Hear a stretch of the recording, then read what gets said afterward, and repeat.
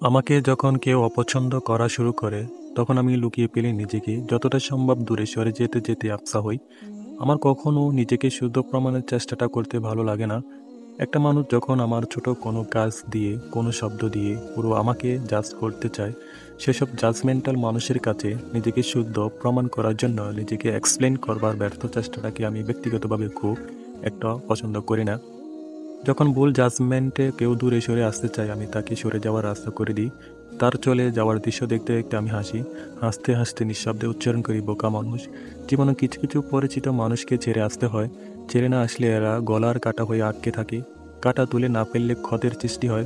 ক্ষত মানুষকে ব্যথা দিতে দিতে জীবন আনন্দকে নিঃশেষ করে ফেলে। সবসময় উচ্চস্বরে প্রতিবাদ করতে নেই। শব্দহীন নীরব প্রতিবাদও অনেক সময় সুন্দর হয়। মানুষটা ভাবলো সে জিতে গেল, আমি জানলাম আমি হারিনি। এটাই আমার বিজয়, আমার সুখ, আমার আনন্দ।